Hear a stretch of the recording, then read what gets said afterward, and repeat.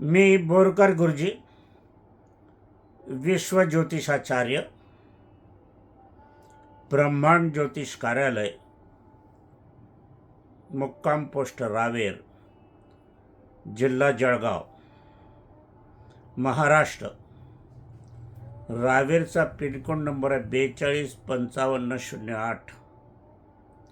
माझा mobile number आणि WhatsApp number एकच आहे, 9850015558. आपण मला प्रत्यक्ष भेटू शकतात, परंतु अगोदर मोबाईल. शक्यतोवर बुधवार आणि शनिवार कार्यालय बंद ठेवण्याचा निर्णय असतो, कारण बाहेरगावी दौरे असतात. परंतु दौरा कॅन्सल झाला किंवा जरुरी नसली तर मी कार्यालयात हजरही राहतो. म्हणून भेटणे घेणाऱ्या व्यक्तींनी अगोदर मोबाईल करायचा, मगच यायचं. ब्रह्मांड ज्योतिष कार्यालयाची कुठेही दुसरी शाखा नाही. माझ्यामार्फत कोणीही मार्गदर्शन करत नाही, मी स्वतः मार्गदर्शन करतो. प्रत्यक्ष भेटीचा आनंद हा अलौकिक असतो. व्हॉट्सअपद्वारे निवेदन मार्गदर्शन सुरू आहे. ब्रह्मांड ज्योतिष कार्यालयात प्रत्येक व्यवहार हा लेखी होत असतो, लेखी स्वरूपात असतो. प्रत्येकाला नंबर देत असतो. आपण नंबर लिहून ठेवावा. आपण नंबर नाही लक्षात ठेवला तर मला आपलं फाईल आहे ते सापडणार नाही. त्याबद्दल मी अनभिज्ञ असाच राहील, कारण मी एकटा आहे, सहाय्याला कोणी नाही, हे आपण पहिले लक्षात घ्यावं. वय 78 आहे. माझी स्थिती आपण लक्षात घेऊनच मला प्रश्न विचारावे, मार्गदर्शन विचारावं. मार्गदर्शन परिपूर्ण आम्ही करीत असतो. आज उज्जैन क्षेत्रीचे काही पंडित माझ्याकडे आले होते. काही पुजारी होते, काही ज्योतिष वर्गीय होते. त्यांनीच हा शर्ट मला दिला, इतर प्रेझेंट दिलं. स्वागत समारंभ झाला आणि ह्या चर्चासत्रातून मी परवा 2 दिवस झाले जे बोललो तो त्याच बाबत ते माझ्याकडे आले होते, कारण त्यांनी व्हिडिओ बघितला होता. जे आपण ईश्वराला समर्पण करतो, अर्पण करतो, पंडिताला अर्पण करतो, ज्योतिषाला अर्पण करतो, मुलीला अर्पण करतो, हे सर्व समर्पण असते. हे समर्पण कधीही वापस घेता येत नाही.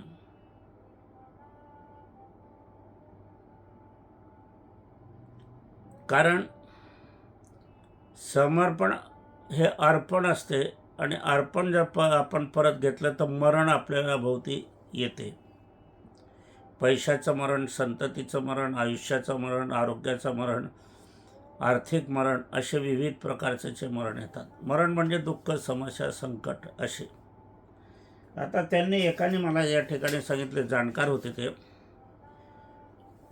त्यांनी सांगितलं की मी परवाच्या दिवशी माझ्याकडे एक व्यक्ती आला होता.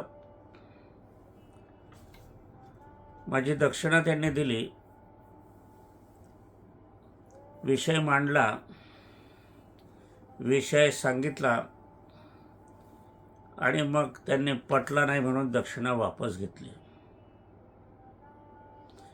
आणि त्या ज्योतिषविद्याने ते दक्षिणा जी दिली होती त्याच्यापेक्षा जास्त दिली.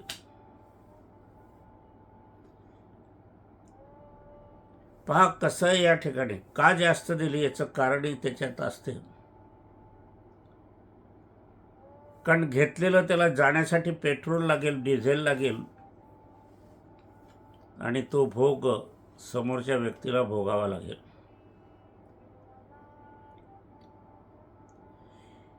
इकडे त्यांनी केलं आणि तिकडे त्यांच्या घरावर रेषा मारली गेली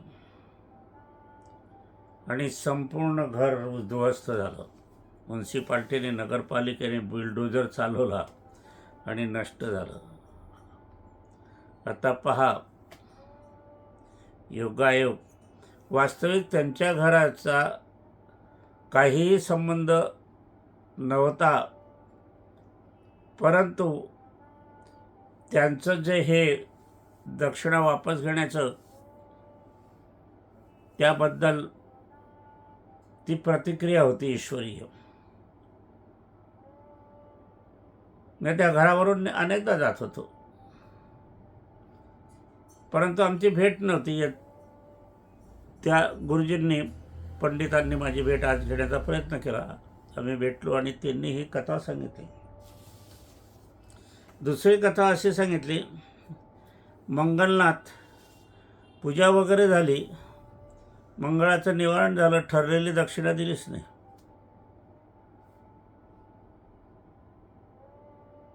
म्हणजे या गोष्टीला आज 17-18 वर्ष झाली. 30 वर्ष वय होतं त्या मुलाचं आणि मुलीचं. 2 पूजा होत्या. मुलीचंही लग्न झालं नाही आणि मुलाचंही लग्न झालं नाही. 48-50च्या घरात आहे.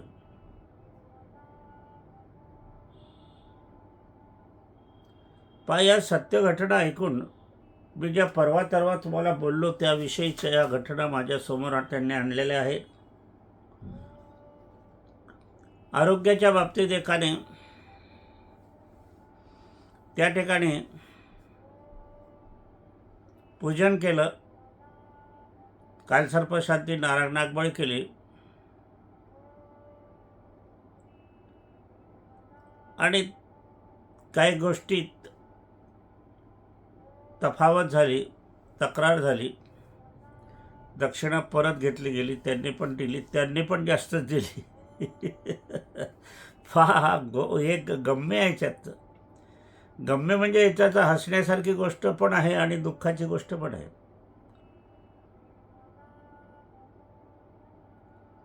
तर त्या ठिकाणी कॅन्सर त्यांना झालेला.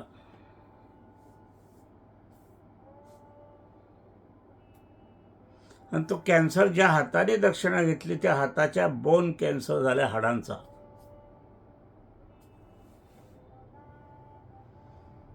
अजूनही त्यांनी घटना पुष्कळशा सांगितल्या. त्यांना माझ्या घटना पण मी सांगितली. एकाने पूजेचा अपहार केला. अपहार केल्यावर परिस्थितीत शिक्षा झाली कोर्टामार्फत. कोर्टात केस दुसऱ्याविषयी त्यांच्या याच्यावर झाली. अनेकांच्या कथा अनेकांच्या याच्यात आहे, सांगताना वेळ पुरणार नाही. आजचा मुख्य विषय आरंभ करण्यापूर्वी माझी पत्नी स्वर्गीय सौ निर्मलाबाई बोरकर यांना अभिवादन करूया आणि आजच्या कार्याला सुरुवात करू द्या. प्रथम लीलाधर सोनवणे जळगाव हा बालक मला नेहमी आठवण देतो की आईंना विसरतात तुम्ही. मी त्या बालकाचं कौतुक करतो. खरोखर काही घाई गडबडीत विसर होतो. विसर व्हायला नको. विसराला क्षम्यपणा पण नाही असं मी मानतो.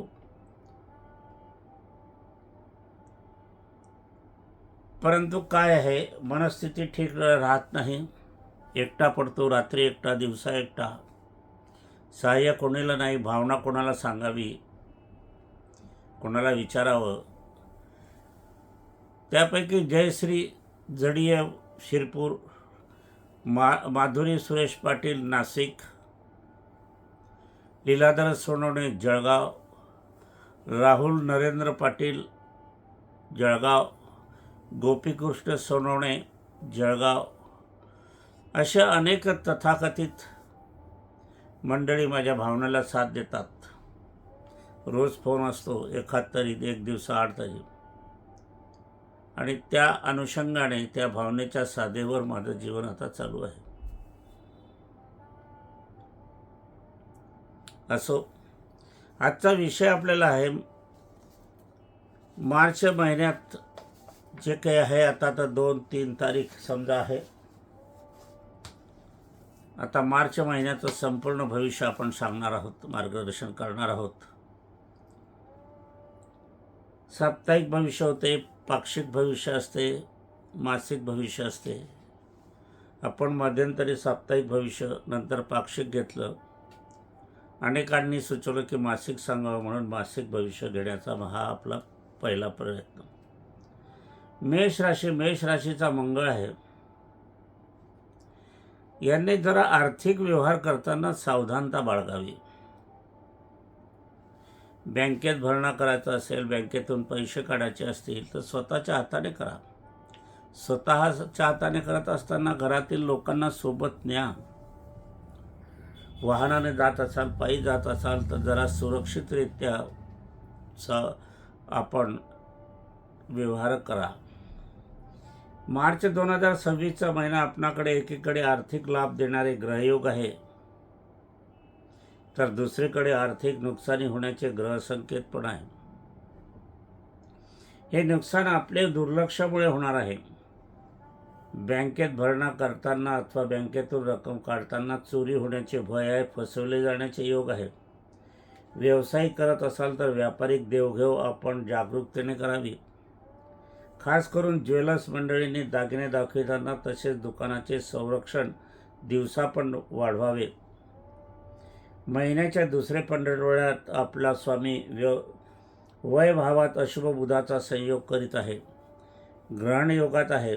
हा योग आर्थिक नुकसानी हर प्रकारे करण्याची संभावना आहे. मेष राशी व्यक्तींनी पैशाचे व्यवहार तसे मूल्यवान वस्तूंची काळजी घ्यावी. प्रथम पंधरवड्यात धनेश लाभात आपणास खूप लाभ मिळवून देणार आहे. अमावस्येचे एक दिवस अगोदर, अमावस्येच्या दिवशी व अमावस्यानंतरचा दिवस असे 3 दिवस प्रवास अजिबात करू नका. आवश्यक असल्यास वाहनाच्या चाकावर तेल टाकावे. सरकारी गाडीने प्रवास करावा तर खिचेतले थोडे उडदाचे दाणे ठेवावेत. विद्यार्थी वर्गाने कुसंगतीपासून स्वतःला दूर ठेवावे. राजकारणी व्यक्तीने उग्र शब्दाचा वापर करू नये. शेंदूर लावलेल्या गणपतीचे दर्शन सकाळी 10च्या आत करावे. विवाह इच्छुकांना विवाहस्थळे येणार आहेत. आपणास 7:30 असल्यामुळे आपण विवाह जमवण्याचा प्रयत्न करावा. जून 2026च्या आत विवाह योग आपणास आहेत. उपासना आपण नित्य रोज सकाळी 10च्या आत मातापिता यांचे नमस्कार करून आशीर्वाद घ्यावे. मंगळवारी त्यांना गोड पदार्थाचे जेवण द्यावे व त्यांच्यासोबत मंगळवार पूर्ण दिवस आणि रात्र घालवावी. त्यानंतर 2 नंबरची राशी येते वृषभ राशी. वृषभ राशीचा स्वामी शुक्र असतो. सर्व काही आपल्या मनाप्रमाणे घडणार आहे. मार्च 2026 हा महिना सर्व वृषभ राशी स्त्री पुरुषांना आपल्या समस्त इच्छा या मार्गी लागणार आहेत. पण ह्या इच्छा पूर्ण करण्यासाठी आपणास आशीर्वादाची गरज पण लागणार आहे. आपण नित्य रोज सूर्यास्तानंतर मातापिता यांना साष्टांग नमस्कार करावा. शुक्रवारी त्यांना गोड भोजन द्यावे. मार्च महिन्यातील शुक्रवार आपण त्यांचे सोबत झोपावे. उपासना साधी सरळ आहे परंतु लाख मोलाची आहे, हे आपण लक्षात घ्यावे. शुक्रस्वामी लाभात रवीसोबत अस्तंगत आहे, पण हा अस्तंगतपणा मातापिता यांच्या आशीर्वादाने दूर होणार आहे. धनभावीचा गुरु हा व्यापारी वर्गास अधिक नफा मिळवून देणार आहे. नोकरदारांना पगारवाढी, विद्यार्थी वर्गास यश मिळवून देणारा महिना असून या मार्च महिन्यात तीर्थयात्रा, आपल्या हातून लहान मोठे धार्मिक कार्य पार पाडले जाणार आहे. नवीन वाहन खरेदीचे योग आहेत. वाडवडिलांची शेती असेल, आपण मातापिता यांची सेवा चाकरी बरोबर करीत असलात तर आपणास भरघोस पीक पाणी व उत्तम वाढीचे भाव मिळणार आहे. आपले किंवा आपल्या घरातील कोणाची कोर्ट कचेरी सुरू असतील, यात तडजोड होऊ शकते. या संबंधिताची काळजी आपण घेऊन तशी तडजोड करावी आणि मनाला शांतता द्यावी. नोकरदारांच्या बदलीसाठी मुळीच प्रयत्न करू नये. नको त्या ठिकाणी बदली होण्याची संभावना आहे. अविवेकांना स्थळे येणार आहेत व आपण समजूताची भूमिका घेऊन शुभमंगल सावधान करून घ्यावे. आपणास ऑपरेशनचा सल्ला दिला असेल, या बाबतीत आपण इतर डॉक्टर मंडळींना आरोग्य दाखवून निर्णय घ्यावा. प्रथम डॉक्टरचे निदान दुसरे डॉक्टरांना अजिबात सांगू नये. दुसरे डॉक्टरांना त्याचे परीक्षेनुसार निर्णय घेऊ द्यावे आणि आपण नंतर कार्य करावे. उपासना मार्च महिनाभर पुरुषांनी पांढरी वस्त्रे वापरावी. शुक्रवारी मातापिता यांना गोड पदार्थाचे जेवण द्यावे. शुक्रवारी त्यांचे सोबत झोपावे. आपण कुठेही जात असाल लांबवर तीर्थयात्रा हौशी मौजीसाठी तर माता पित्यांना सोबत न्यावे. त्यानंतर 3 नंबरची राशी येते मिथुन राशी. मिथुन राशीचा स्वामी हा बुध असतो आणि बुध हा गणपतीचा कारक ग्रह आहे. असताना बुध सर्व काही उत्तम होणार आहे. मार्च 2026चा संपूर्ण महिना मिथुन राशी व्यक्ती स्त्री पुरुषांना अतिउत्तम जाणार. पण सर्व काही खाटल्यावर बसून प्राप्त होणार नाही, तर आपणास प्रत्येक बाबतीत प्रयत्न करावे लागणार आहे. प्रयत्नांना यश मिळवून देण्याचे कार्य हे आपले भावस्थानातील गुरु करणार आहेत. भाग्यातील बुध विद्यार्थी वर्गास यश मिळवून देणार आहे. लोक, लेखक, संपादक, वार्ताहर, प्रिंटिंग प्रेस, फळ विक्रेते, बागायतदार या सर्वांना अभूतपूर्व यश, अभूतपूर्व लाभ मिळणार आहे. असा हा महिना असताना दशम भावातील रवी शनी कोर्ट कचेरी संबंधित चिंता लावणारा योग पण आहे. आता हे लक्षात ठेवावे. या प्रकरणी आपणास खूप सावधपूर्वक राहावे लागणार आहे. रवी शनी हा योग पिता पुत्राच्या वादाची ठिणगी टाकणार आहे. यावेळी मुलांनी वडिलांनी शिरोभागी आज्ञा प्रमाण मानून वडील म्हणतील तेच आचरण करावे. रवी शुक्र अस्तंगत झालेला असल्यामुळे ऐनवेळी वाहनात बिघाड होण्याची संभावना आहे. पाण्यापासून अग्नीपासून धोका राहणार आहे. मोठी खरेदी विक्री शक्यतोवर करू नये. असले व्यवहार लांबणीवर टाकावेत. अत्यावश्यक असलेले वकिलाचा सहाय्य घेऊन आपण सर्व कायदेशीररित्या करावे. प्रवासात मूल्यवान वस्तू सोबत घेऊ नका. मांजर, कुत्रे, पोपट असले प्राणी पूर्ण आयुष्यात घरात आणू नका.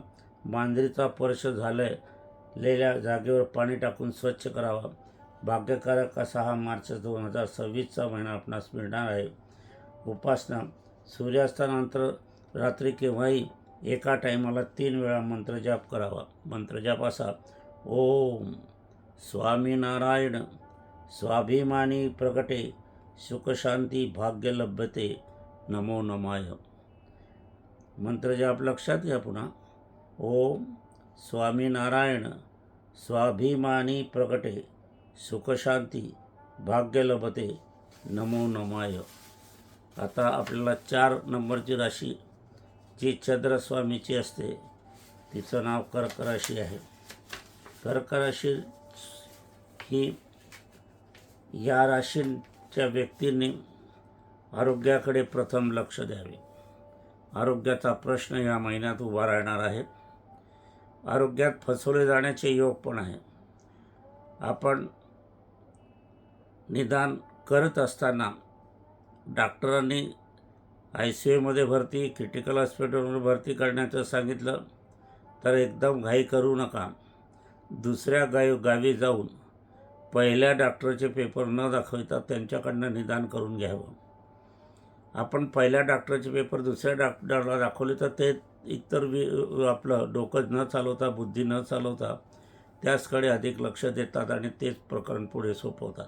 तसं करू नका. कर्क राशी ज्या व्यक्तींची आहे ते समान स्त्री पुरुष या सर्वांना मार्च 2026चा महिना अत्यंत शुभदायक, लाभदायक, भाग्यदायक जाणार आहे. आपण फक्त कार्याची सुरुवात करा आणि निश्चिंत राहा. आपले सर्व प्रश्न मार्गी लागले म्हणून समजा.